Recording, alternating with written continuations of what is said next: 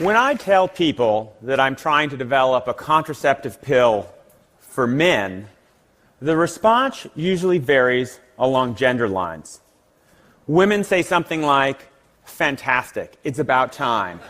When?" Men have one of two responses. They either love the idea, or they look at me a little warily and wonder what exactly I have in store for their testicles. So, why does the world need a male pill? Well, what if I told you that of the 6 million pregnancies annually in the United States, 3 million of them are unintended? That's half. That's a really surprising number. And those 3 million unintended pregnancies account for the vast majority of the more than 1 million abortions annually performed in the United States. Happily, the rate of unintended pregnancy has fallen in the last few years by about 10%. This is because more women are using effective, long-acting, reversible forms of contraception. But we still have a long way to go. One approach that's finally becoming a real possibility is better contraceptive options for men. Think about it. We have over a dozen methods of contraception for women: pills, patches, IUDs, shots, sponges, rings, etc. For men, we've had the same two options for more than 100 years: condoms and vasectomy. Despite having only two options, both of which have significant drawbacks, men currently account for 30% of all contraceptive use, with 10% of couples relying on vasectomy and 20% of couples using condoms. Why are 20% of couples relying on condoms for contraception when condoms have a one-year failure rate of over 15%? It's because many women can't either safely take currently available female contraceptives for reasons such as blood clots, or they can't tolerate the side effects. So if we think a male contraceptive would be useful, the next question is, how do we go about developing one? Well, there's two general approaches. The first approach is to try and interfere with the way the sperm swim towards or bind to the egg. This approach turns out to be really difficult because it's hard to get enough medication in the small volume of the ejaculate and have it still work inside the female reproductive tract.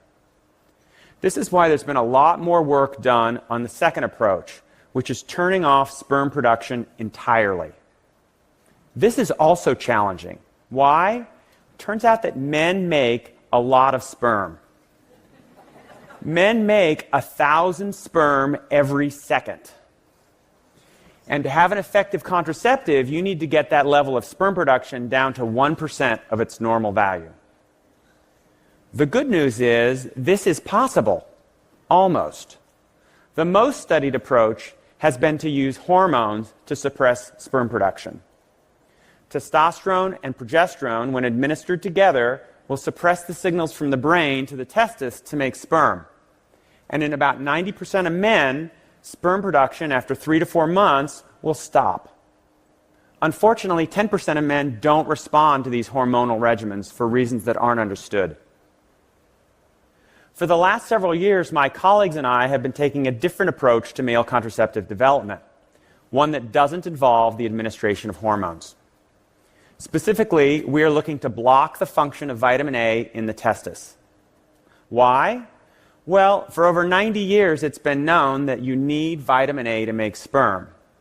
Animals who are deprived of vitamin A in their diet stop making sperm and restart making sperm again when the vitamin A is reintroduced. The vitamin A that we ingest is converted by a family of enzymes to something called retinoic acid.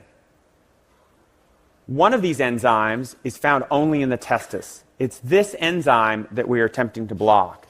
Blockade of this enzyme should deprive the testis of retinoic acid and stop sperm production without affecting vitamin A's functions elsewhere in the body. We're testing this approach in animals and hope to move to human testing soon. Obviously, the impact of such a male contraceptive would go well beyond reproductive biology. It's interesting to speculate about the effect that it would have on relationships between men and women. One intriguing possibility is that a man could monitor his contraceptive status over time.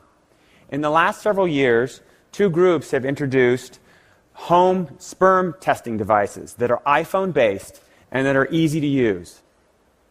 A man could test his sperm count and share the result with his partner. If the man's sperm count were 0, the man and his partner would feel very comfortable relying on his contraceptive. A tool like this, coupled with a male contraceptive, could greatly increase the role for men in preventing unintended pregnancy. The researchers who are working on male contraception are trying to create a better future for couples. A future where contraception is no longer considered just a woman's issue, rather an issue for couples to decide together. So why does the world need a male pill? Well, I believe that a male pill will help reduce the stubbornly high rates of unintended pregnancy and abortion, and allow men to equally participate in contraception. Thank you.